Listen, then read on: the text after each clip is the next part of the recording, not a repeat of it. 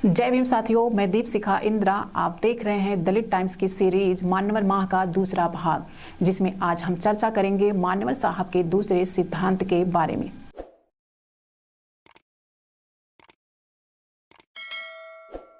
मान्यवर साहब का दूसरा सिद्धांत, जैसे लोग होते हैं उनको वैसा नेतृत्व मिलता है। मान्यवर साहब अपने बुक चमचा युग में लिखते हुए कहते हैं, हिंदुओं के नजरिए से संयुक्त निर्वाचन मंडल एक रिटर्न बैरो है, जिसमें हिंदुओं को एक अछूत के नामांकन का अधिकार मिलता है, जो नाम मात्र को अछूतों का प्रतिनिधि होता है, किंतु वास्तव में यह हिंदुओं का औजार होता है।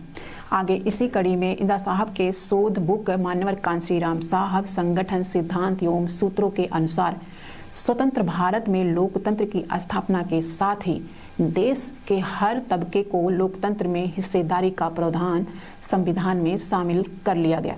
पृथक निर्वाचन का अधिकार मनमोहन दास करमचंद गांधी द्वारा आमरण अनशन के करके छीन लिए जाने के बाद, मतलब कि पूना पैक्ट के परिणाम स्वरूप देश के अनुसूचित जाति व अनुसूचित जनजाति का उनकी संख्या के अनुपात में लोकसभा और विधानसभाओं में प्रतिनिधित्व सुनिश्चित किया गया। परंतु इसका दुष्परिणाम यह हुआ कि इन सुरक्षित सीटों पर चुने जाने वाले अनुसूचित जाति व अनुसूचित जनजाति के लोग अपने समाज की नुमाइंदगी करने की बजाय मनुवादी राजनीतिक दलों के लिए एक औजार बन गए। इस तरह से भारत में परतंत्र राजनीति का एक सिलसिला आरंभ हो गया। मान्यवर साहब इस परतंत्र राजनीति और चमचा युग के संदर्भ में कहते हैं, 24 सितंबर 1932 पूना समझौता दलित वर्गों पर थोप दिया गया। इसके साथ ही चमचा युग शुरू हो गया। बहुजन समाज के तमाम संगठन इस कदर बिक गए और बिक कर कैसे बहुजन समाज के स्वतंत्र आंदोलन की राह में रुकावट पैदा कर रहे हैं, इसका जिक्र करते हुए मान्यवर साहब 24 सितंबर 1982 को धिक्कार दिवस कार्यक्रम के दौरान पुणे में कहते हैं, मान्यवर साहब कहते हैं, मैं 2 दिनों से देख रहा हूं कि पुलिस हमारे समाज को तहस नहस करने की कोशिश कर रही है, परंतु जब वह असफल रहे तो उन्होंने पैंथर भेजे। मैं सब पैंथरों को अच्छी तरह से जानता हूं। मैं उनके उदय और गिरावट का साक्षी हूं। जब भी वो भूखे थे तब मैंने उन्हें खाना खिलाया, जब उनको आवश्यकता थी मैंने उनकी मदद की, लेकिन वह सब भूल गए। इसके साथ ही चमचे बने पैंथरों को चेतावनी देते हुए मान्यवर साहब कहते हैं, जाने अनजाने आवश्यक रूप से हम आपके सामने नहीं आना चाहते, परंतु यदि हमें परेशान किया गया तो हम उन्हें कहीं का नहीं छोड़ेंगे। यह पैंथर्स देखते देखते कैसे बहुजन समाज के चमचे बन गए, इसका जिक्र करते हुए साहब कहते हैं, कैसे यह पैंथर SM जोशी और सांभाजी के हाथों के चमचे बने हुए हैं। इस तरह से आरंभ में RPI के नेताओं की बम सेठ द्वारा मदद की गई और जब उन्होंने चमचागिरी शुरू कर दी तो उनका साथ छोड़ दिया गया। जैसे लोग होते हैं उन्हें वैसा ही नेता मिल जाता है। उपरोक्त कहावत पर ठीक है ये तो देखें तो हमारे समाज को बिकने वाले नेता ही मिले, वह इसलिए कि हमारे समाज के लोग बिकने वाले हैं। जब तक हमारा समाज बिकने वाला समाज रहेगा तब तक हमें ऐसे बिकने वाले नेता मिलेंगे। कम्युनिस्टों की एक जुलूस में देखा जाए तो 130 के स्थान पर गेहूं का भाव 160 करने की मांग कर रहे थे। यह सभी वही लोग थे जिन्हें गेहूं खाने तक का नसीब नहीं था। मान्यवर साहब ने उन लोगों के पास जाकर पूछा कि आपके पास कितने गेहूं हैं बेचने के लिए, तो उन लोगों ने बोला कि हमारे पास तो खरीदने के लिए भी गेहूं नहीं है, हमें तो यहाँ 10 रुपए देकर बुलाया गया है। हमारे विचार भिन्न हैं, क्योंकि जैसा समाज होता है उन्हें वैसा ही नेता मिल जाते हैं। अगर हमारे नेता बिकने वाले हैं तो हमारा समाज ही बिकने वाला है। अतः एक नेता बिकता है तो दूसरा नेता पैदा करना चाहिए। यह तभी संभव है जब समाज ना बिकने वाला होगा। इसके लिए हमारे समाज को अपने स्वयं के संसाधनों पर निर्भर करना चाहिए। हमारा मुख्य कार्य अपने समाज की बिकने की आदत को दूर करना है और अपने संसाधन स्वयं पैदा करना। स्वयं के संसाधन एवं स्वयं के दिमाग के बिना बाबा साहब के कार्यों के मंजिल तक नहीं पहुंच पाएंगे, क्योंकि दूसरा कोई अगर संसाधन देगा तो अपने अनुसार काम चाहेगा और उसका भला इसमें है कि बाबा साहब का कारवां आगे ना बढ़े।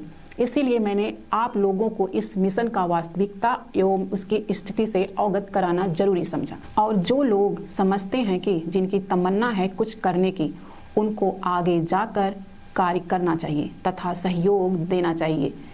इसी में आगे 11 मार्च 1984 को आगरा में देशव्यापी सभा एवं स्वाभिमान की स्थापना के लिए संघर्ष के जन चेतना का आंदोलन, जो कि 6 दिसंबर 1983 से कन्याकुमारी से आरंभ हुआ था।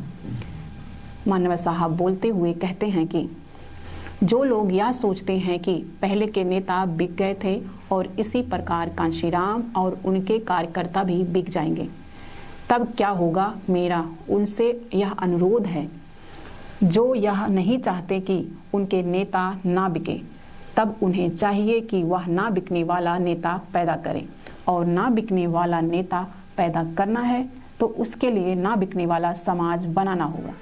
यह जिम्मेदारी पूरे समाज की है और हम सबकी पूरी जिम्मेदारी है कि हम संकल्प को पूरा करें।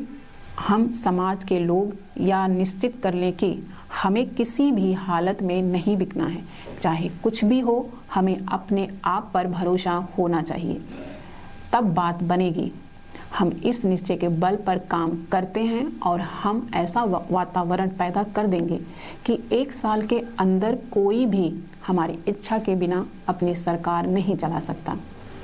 और ना बिकने वाले नेता के साथ साथ तालियां बजाने वालों की भी जिम्मेदारी है कि वह भी अपनी जिम्मेदारी को निभाएं।